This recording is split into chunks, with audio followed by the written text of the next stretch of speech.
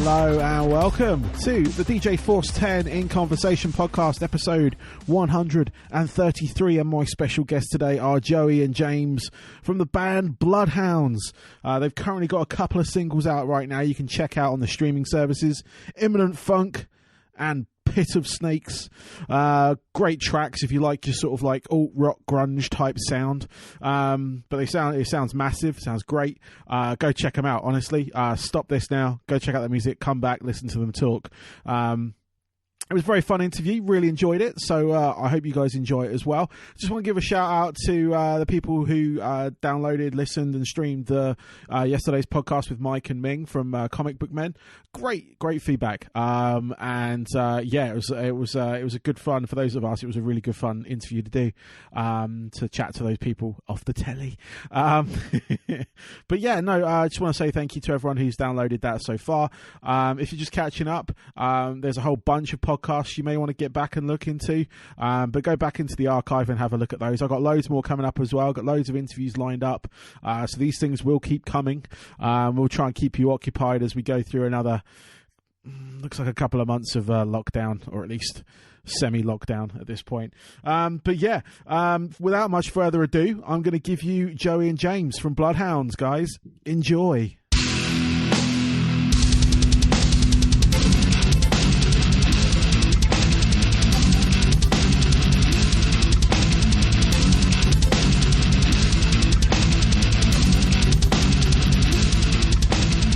I would like to welcome Joey and James from the band Bloodhounds. Welcome, guys.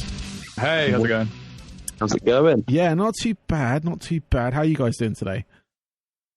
Just another one of those lockdown days, you know? Doing the same thing day in, day out, bored. What are you guys actually doing during the days, like during these lockdown days, if you will? James, you're still working, aren't you? Yeah, that's right. Yeah, I'm still working from home, so I'm managing to actually get some things done. Like, It's stopping my brain from turning to complete cheese, so I'm still being able to work my 9 to 5 from home, which isn't too bad. But it still feels like all the days are merging into one, even though I'm working still. Yeah. It's a nightmare, isn't it? Yeah. For the first time, I actually wish I was working, because I'm just waking up and doing the same thing over and over and over again. Well, I'm saying that. People are probably going to slap me now for saying that. But, I mean, yeah, things can only be fun for so long. Yeah, that's true. I don't ask you what you're actually doing day to day. Same thing. But, you know, we'll leave that to the imagination of the listeners. So, yeah, we're here to talk about your band, Bloodhounds. So basically, I mean, to me, and probably quite a few of my listeners, you're a new band, a band they probably haven't heard of yet. I've only just discovered you myself. But yeah, I was wondering if we can get a little story on the journey so far, like how you guys came to be and where you're at right now. Oh, go on then, Joe, as you were here before me by a little bit. God, do you want to start this one off? Yeah, it's a bit of a weird one. I mean, it was myself and Jack Meaden, the lead guitarist. We were in lots of bands before, kind of hardcore bands, a lot kind of from heavier backgrounds. And then we just, we didn't really do anything for 2 years, and we were best mates before, and we thought, let's just make some music, get in a room together, start doing something. And then I think we wrote Hounds and Traps on the first couple of sessions. I think it was me on guitar and singing. He was playing drums, and then our drummer and our bassist, Tom and Mike, basically put up a Facebook status as Mike the drummer, and he was basically saying, I really miss being in a band, I want to be in a band again. And we knew back from college, and we always kept saying, if we were in a band, who would be getting drums, because he was just doing it temporarily. So we think, well, it's got to be Mike, surely, you know, he was the best drummer in college. And then, I think about a week after we had that conversation, he put that Facebook status up, and I just tagged him straight away, and I was like, it's meant to be now. But yeah, and then we were a 4-piece for a bit, and our bassist Tom went away to France for a bit, and then in stepped James. Couldn't get rid of him, the leech, so Tom came back. Fair enough. And then, 5-piece ever since. But no, that's pretty much what I want. Yeah, cool. Beautiful child. Cool. Whereabouts in England are you from? Oh, kind of south, basically. It's Hampshire, Southampton, Basingstoke way. Oh, okay, cool. All right, that's relatively Over. local to me then. Yeah, it's a weird place, Hampshire, because you got some really good music places like Bournemouth and Southampton and places like that, but then you've also got Winchester on the same side, so quite varying. Yeah. No, I'm actually based in Surrey, so I'm not too far away. I'm actually on the Surrey-Hampshire border. So, yeah. So I'm up that way, and then I was in a band many moons ago, and we played a lot of shows down that sort of way, down sort of Bournemouth, Southampton, Winchester, all those places you just mentioned. So, there's some great venues. Yeah, I got some good venues, good memories of the Railway Inn in Winchester. Yeah. Is that the Railway still a venue?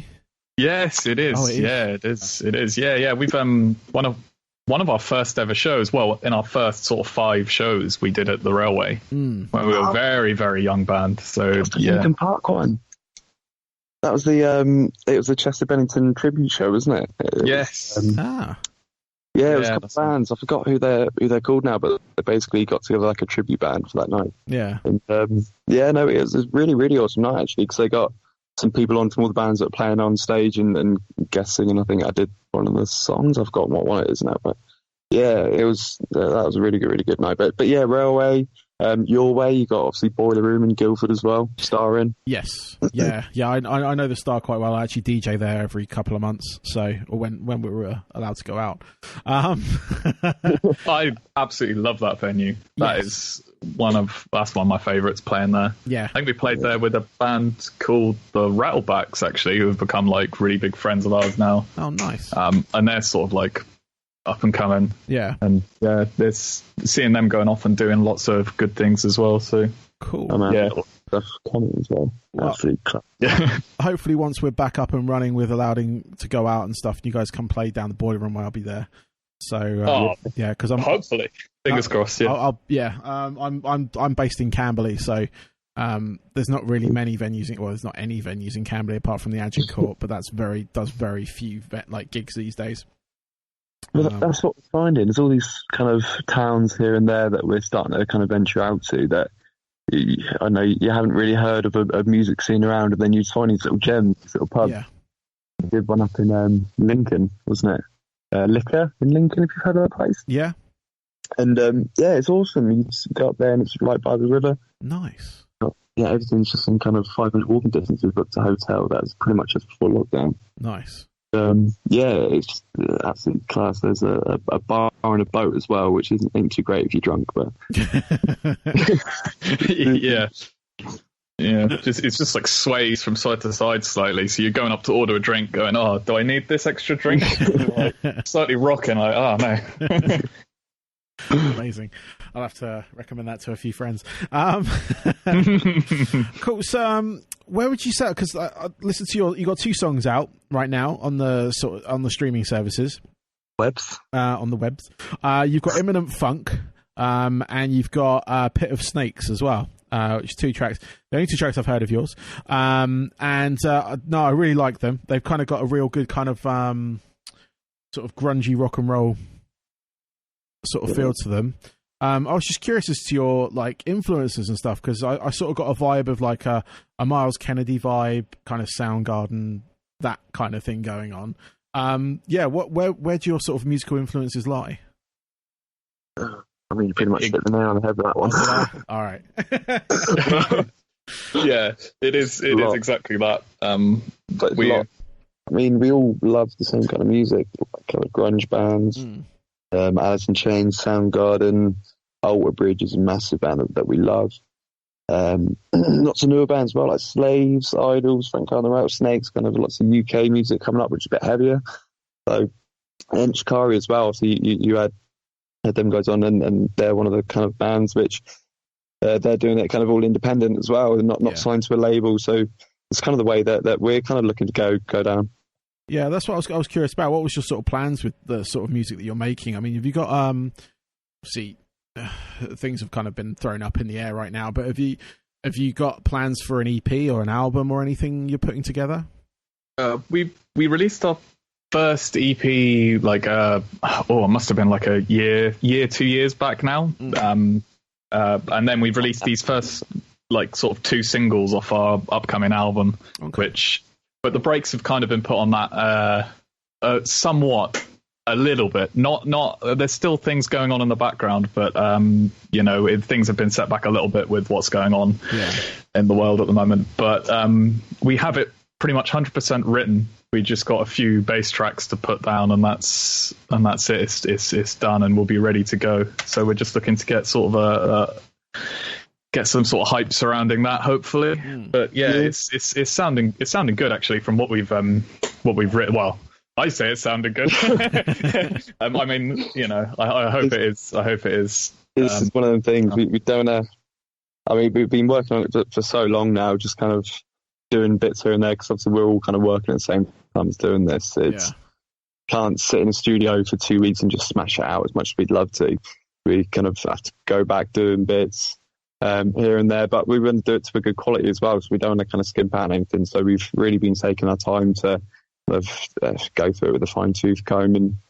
And I'm really, really excited. It's pretty much all done, as James said. We just got a couple of bass tracks to do. Cool. After that, it's pretty much, hopefully we might start releasing within the next couple months, hopefully. Yeah, cool.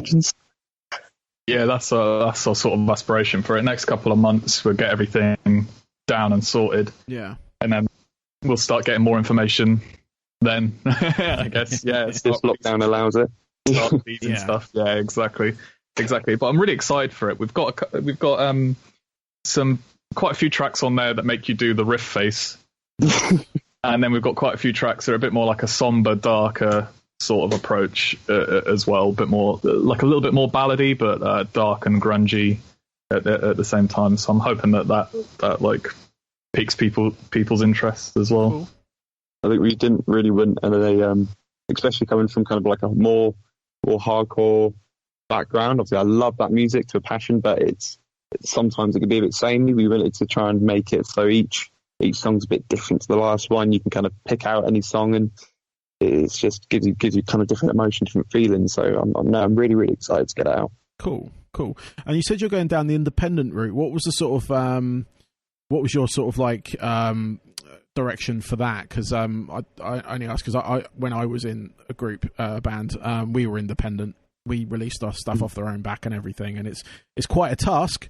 I was just curious as to your sort of like outlook on it. So my motivation for that in particular is to say, look, we can do this. You can do it too. And then maybe sort of set out a framework that we can give to bands that might not have like that sort of direction to say to them, oh, this is the framework that we used. Why don't you try this? That would be my like aspiration, because I do want a career and future in the music industry in whatever form. So that would be my sort of motivation for doing that. Sort of carve out a name for ourselves, and then pass the buck, so to speak, to other up and coming bands that might not have the sort of means to do that themselves. Same failures that we did to kind of learn the certain lessons. This is, I suppose, learning from people that have been there, isn't it? So yeah, we'll make the mistakes so that then other people can hopefully learn from them. Yeah. Hopefully some things that aren't mistakes as well along the way. Yes. But yeah, exactly. No, I mean I can sort of like sort of like I've gone through it. I've been through a lot of mistakes. But I've been through a lot of highs as well, and it kind of like it does outweigh heavily. The highs are much better than the lows in this case. But you know, if you've got the sort of like mindset to go independent with it, do it. I always sort of encourage bands if they're never sure, because a lot of like there was back when I was younger, a lot of the mentality was like kind of, you know, want to get signed by, you know, either the big indie label that's kind of kicking around out there or a major label. A few of my friends were fortunate enough to get signed to major labels. I wasn't.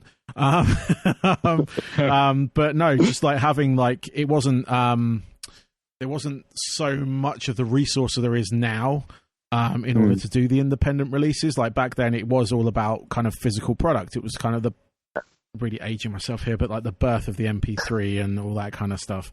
That was yet to happen. Our first sort of like proper recording release was given away free on a CD. Like we did 3 tracks and we printed the CDs, like had them properly manufactured, and we gave them out free. Yeah. Wonders. Did that sort of like, it was about 5 or 6 years again down the line. Didn't work as well. Really? Because people weren't listening to CDs. You know, we didn't think to adapt to put it on like a USB stick or something, you know. Yeah, I think that now is probably one of the best times to be a musician with the ease of distribution of your music. You know, someone can click 2 buttons and listen to your track. Yep. And I think that's brilliant, because it can really help you sort of help bands that may not have seen any sort of light are now emerging, and people are hearing what they have to offer, which I think is giving it's just making the music scene a very like fruitful place, really. Yeah, no, that's exactly it. I was gonna sort of say it gives you kind of a level playing field now. Whereas before it doesn't necessarily cost you much to get your music onto the streaming services.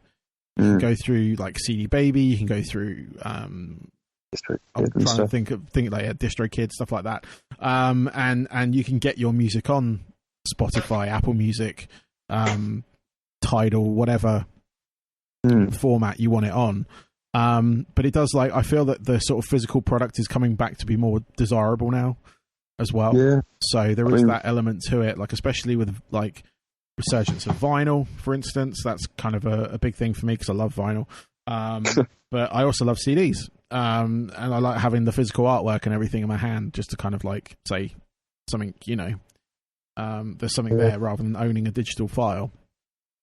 It's difficult, isn't it? Because I think like the sales of vinyls went above and beyond the CD sales for the first time in a while. Yeah. But then like you can't exactly give out vinyls for free at shows and stuff. So that's where CDs come in handy. So I mean, obviously we haven't printed vinyls yet, so I don't know how expensive they are to print, but I can't imagine they'd be too cheap. But yeah, I mean, it's one of the things, everyone wants to do vinyls, everyone wants to buy vinyls, they look good, and, you know, it can be decorative, and you can listen and it's nostalgic as well. So I think it'll go in cycles. Like, you might find in 10 years CDs might become popular again. Yeah. You never know. Yeah. The cassette tape, you know. Yeah. Well, that happened for a bit. It did. They tried to get a cassette day, didn't they? Like record store day. I don't think it picked up as well. I've got a couple of new cassettes, to be fair. I've picked up bits from bands and stuff, but it came with digital codes. So I don't actually have a tape player. So got a couple of turntables, but you know. That's a good way to distribute your sort of like digital codes, actually. Just have a cassette, which I can imagine would be cheaper than vinyl. You just say, buy our cassette, but you also get a download with it. So you got the physical thing to look at, but then you primarily listen to it through digital. That's a good idea. I like that. I like the idea of that. Yeah, write that down. It's good. Yeah, I'm writing it down. I've got writing it down on my hand. I don't have a notebook in front of me. Yeah. The first car I had a cassette player, and the only thing that I had on it to play was Ronan Keating, and it was a single. And there was, what's that song? You say it best when you say nothing now. That one. Oh man, the amount of times I used to drive around singing that. Don't sing it, Joe. You're going to get copyright striked on. Bleep that bit out. Yeah. Reverse it. We good. Cool. So, so obviously, do you guys have any sort of like plans post-pandemic, apart from obviously the album side of things? Have you made any plans for later in the year? I know it's difficult, but we had some 6 shows coming up, didn't we? They've been rescheduled. We got Danny Wasnop. Nice. They pronounce his name Wasnop? I think, Wasnop.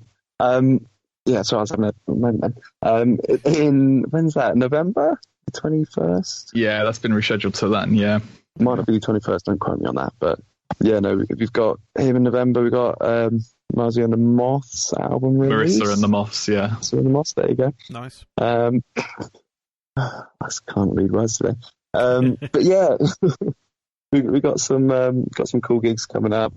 I've been doing a lot of stuff behind the scenes recently, so quite annoying because we haven't been able to see the fruits of our labour yet. But I think once all the album stuff's done, it'll be kind of plugging that.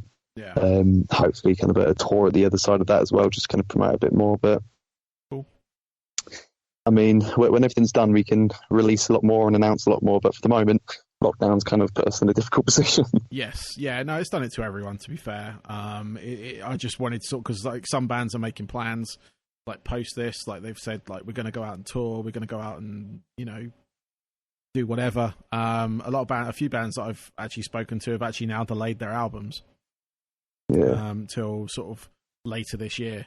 I think it was who was it? I spoke to Maud the Moth, different, and she was. Yeah, she's now delaying her album. I think Lamb of God as well have done that as well. So, yeah. the few singles from that Lamb of God record are sounding mighty good. Yes, mighty good. The album, crazy good. The album is really good. I've got a copy of it, and I've been told strictly to keep hold of it. But yeah, no, unfortunately, I can't. But the album is really good. I have to say, I'm really enjoying it. I've obviously I got like the press release version, so the promo every time. But every time you're hovering over the share button, there's a sniper there just aiming at you, waiting for you to click. Pretty much. There's like they've watermarked the MP3s, so if I do share them and they go out everywhere, they're all tagged with my name and everything. So it leads directly back to me. So that's pretty clever. How do you do it? I'm not sure about what the encoding is. I think I remember doing something to the effect with sort of my music at one point. But it's just like putting codes within encoding like the MP3s and making it unrewritable kind of like content in the actual coding. So if it goes through, then yeah. But it's a good album. So it's out. I think September now. September. Yeah. Oh, right. Yeah, I'm waiting for that one. Yeah, waiting for that one. I'm sure they'll release some other tracks, and it'll probably get leaked at some point, as most of these things do. So I'm sure there's another person out there that's not as nice as me. So, but yeah, I was just what was I going to go now? Yeah, let's go for this one. So I've got, like I say, a couple of questions left for you. These are my kind of like generic questions, if you will. But yeah, no, these are, I don't know, because you listen to the Enter Shikari one. Yes, yeah. The final couple of questions that I ask everyone is basically their top 3 albums. It's the first question. It's for each of you. The top 3 albums that kind of made you the musician that you are today. The ones that kind of made you pick up the guitar. The ones that made you pick up the microphone and want to sing, kind of thing. So yeah, if one of you wants to go first. All right, I've got an idea for this.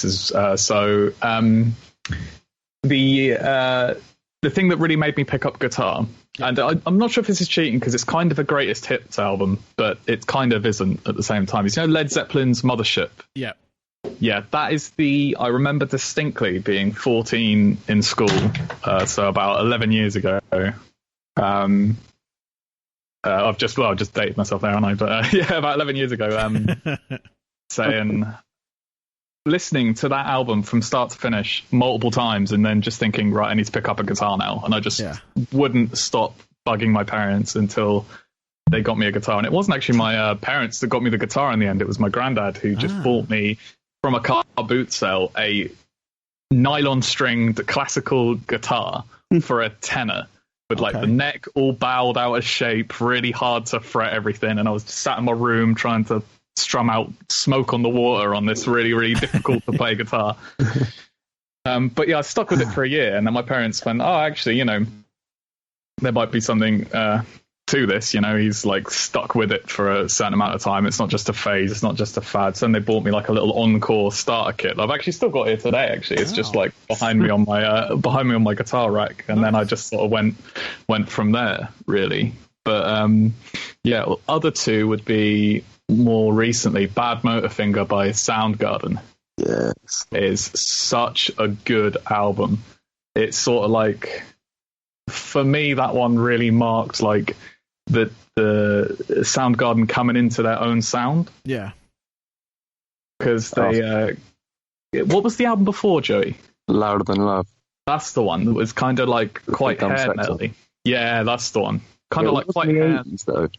Yeah, it was kind of quite hair metal-y, and then they sort of developed on their sound and then found their own sort of like feeling of their music and made it into Bad Motorfinger. And it's just the breadth and diversity of sounds you hear on that album. It just blows me away still now. That's such an amazing album. It's good. Album. Yep, it's good.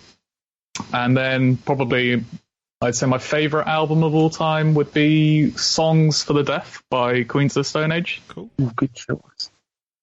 Just because the concept's cool. Yep. Just getting in a truck and driving across the Nevada desert, and this is what you hear on the radio on the way. It's like, yeah, it's cool. It paints that picture so vividly, and it's just, really cool. And big riffs on it as well. Huge riffs. Yeah. Excellent choices, all of those. Fantastic. Cool. Man, that's difficult to compete with now. It's difficult. I mean, obviously, I came into singing relatively late. Before I was always playing guitar, so obviously bands like The Who, Motorhead, AC/DC, obviously I loved. But album-wise, listening from start to finish and actually not, being able to skip a single song and just being able to listen to all of it. I mean, Alter Bridge, one album. Obviously, you mentioned there's a little hint of Alter Bridge in our music. Yeah. I mean, obviously, that's a massive compliment because that band are insane. Miles Kennedy's singing and his songwriting as well. He's also a brilliant songwriter. And songs like Find the Real is one of my favourite songs. And that's, I think, the first track on the album. So, I mean, just starting an album with that riff is insane. So, yeah, that's definitely one. Audio Slave, self-titled. Yep. Definitely got to pick that. Chris Cornell is probably one of the best singers of all time. I know I'm going to be biased because that's my opinion. But, I mean, yeah, he just, as Jack Black said, he hits this note in between two notes, and it's just, how do you do that? It's insane. But again, that's just hit after hit. And Tom Morello's guitar playing and just songwriting again is insane. And I think that fusion, because Rage Against the Machine, which funny enough is my third one, they're self-titled.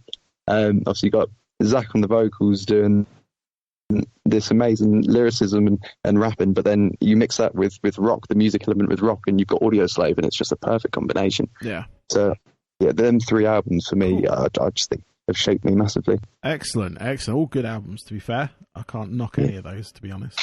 I'm trying. No, I can't.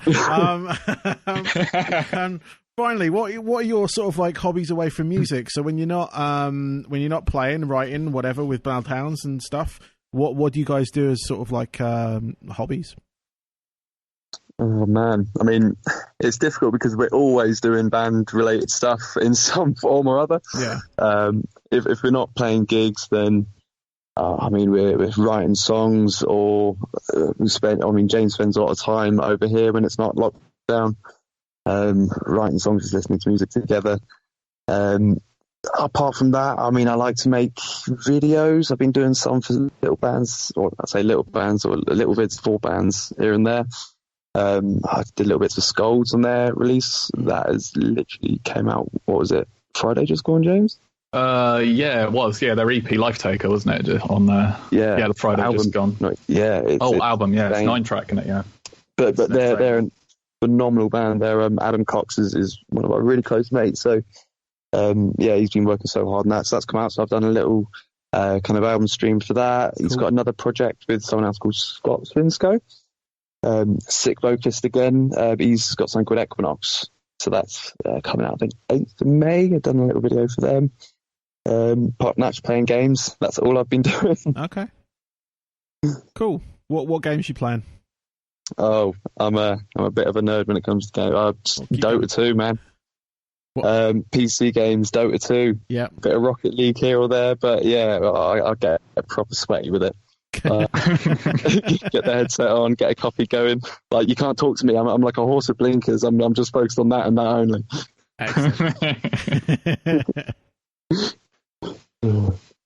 Cool. James, you're a big gamer. Is James gone? Oh no, I'm here. Hello. It's your turn. Oh, it's my turn. Okay. Yeah. No, I'm pretty much the same, to be honest. I'm just like an avid gamer when it in my free time that's not like playing guitar or doing anything band related. If I'm not doing anything, like, I've just bought a new toy, so it's like a Kemper, and it's like you load rigs onto it, and you play your guitar through it, and you can get pretty much any recorded amp in the world and stick it onto there. So when I'm not searching through that and just looking for new tones and new sounds that I can make with it, then yeah, pretty much. Oh mate, every single day I get a message from James going, "Oi, look at this new tone. I think I found a new tone I'm going to use live." Every single day. It's like every other day I'm like, "Oh, I found this new rig. Yeah, it's this amp with this cab, and then I've tweaked it slightly. Yeah, I got rid of some of the nasty frequencies and mids." And I'm just like always doing that. It's like sat on my PC right now. It's on, just lit up like a Christmas tree. I'm just always like twiddling around with that. But yeah, when I'm not doing that, I play video games pretty much. Okay. I just completed the Witcher 3 Wild Hunt recently. Oh yeah, that's an incredible game. And Resident Evil 3, the remake that just came out. Yep. Yeah, that's great as well. I just completed that. That was a great game as well. But yeah, that's pretty much what I get up to in my spare time. Excellent. No, that's all good. It's all good. Well, Joey, James, thank you for your time. I really do appreciate it. Good luck with basically everything you're going to do coming up. Yeah, we're going to need it. Yeah, I thought of that. But yeah, no, I hope you guys stay safe during the shutdowns and whatnot. And I do intend to come see you once we're out. And once you guys are out and about. So if you come play up this way, I will do my best to be there. Yeah. I think after this whole thing, I'm going to just stay out all the time. We'll just live on the streets together. Yeah, that'll be the next thing. But yeah, no, thank you very much, guys. And yeah, like I said, good luck with everything. And yeah, have a good rest of your day. Perfect, mate. Thanks for having us. Legend. Yeah, thanks so much, mate. Cheers. Thanks Take very much. Bye-bye.